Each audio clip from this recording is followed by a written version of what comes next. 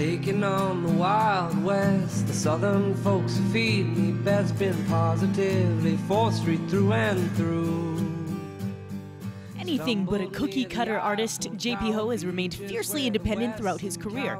Hailing from Winnipeg, this Canadian singer-songwriter writes in all styles. His new album charms audiences with his sharp lyrics, a smooth voice, and a casual demeanor.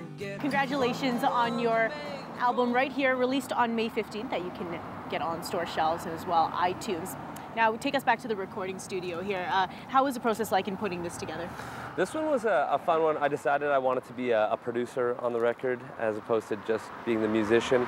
And so we started last year in Winnipeg, and we started with 25 songs, and then we whittled it down to 15 and then to 11. And then once we had our 11, we sort of figured what it was going to sound like, and gave it the title Mannequin, which sort of, the idea is that each of the songs are sort of, they're all like JP version of pop, but they're not all exactly the same, and sort of like a mannequin can bend into a bunch of different shapes, so can this record. Now, when I talked to JP, he described himself as boring and not very cool, but from our conversation, he's quite the opposite. Taking real-life experiences and putting it into lyrics, his songs describe a life of love and laughter.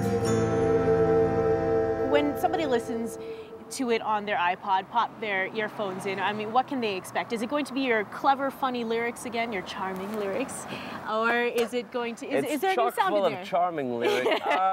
Well, it's kind of a sad record. I'm not totally sure why. I guess a lot of the songs are stolen moments from associate or friends' lives or families' lives.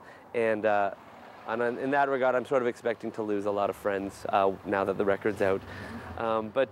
There's a lot of like sort of sad introspective moments, and the goal has always been to write lyrics that are somehow relatable to that story, but maybe also have more of a universal feel to them, so they can apply you know, whatever story they want to it.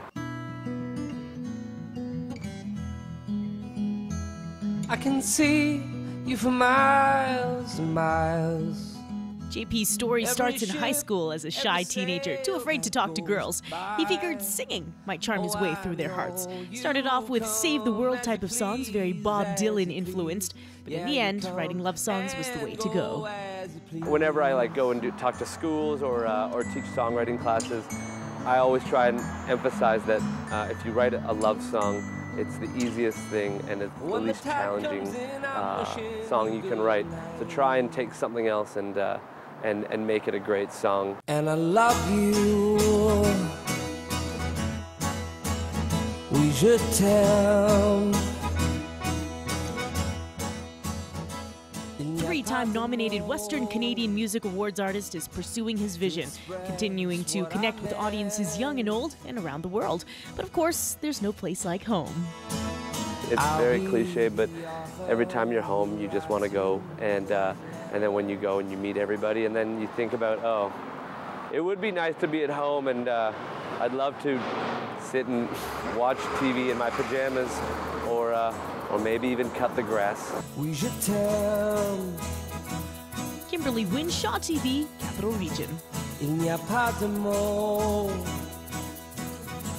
to express what I meant. To express what I meant.